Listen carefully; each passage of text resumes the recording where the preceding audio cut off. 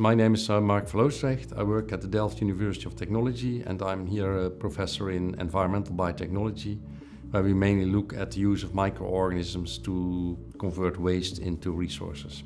The main topic is wastewater, and what we try to do is convert the organic material in that wastewater not into bioenergy but into products which can be used in, for instance, construction industry.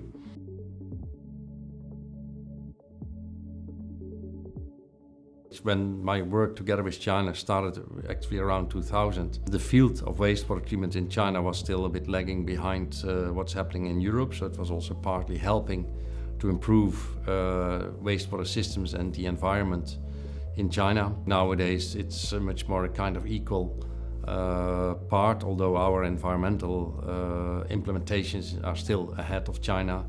Research is more or less similar. And working together with China offers the opportunity to work in a different context than what we have in the Netherlands. See that different societies also sometimes require different adaptations of the same technology.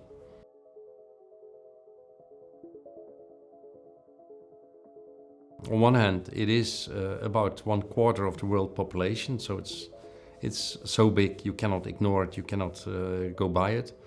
Second, as I said, when we started the collaboration, China was rather still in a kind of initial stage of adopting environmental legislation, environmental technology, and I would like to help improve the environment also in countries like China.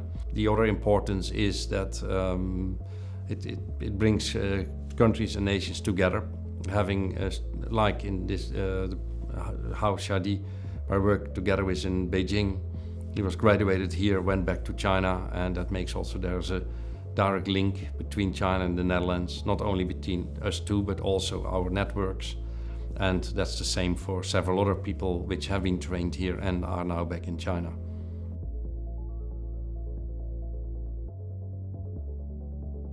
It's important for academia in general to work with and collaborate with other academia in the world. From the Netherlands point of view, there's a great thing we can contribute in further helping China with developing, especially on the technology side, how to deal with wastewater technology, drinking water technology. At the same time, I think at the Chinese side, they have a much more bigger preparedness on the future water security and certainty. That long-term perspective is missing here, and there we can learn from China how to develop this kind of policies.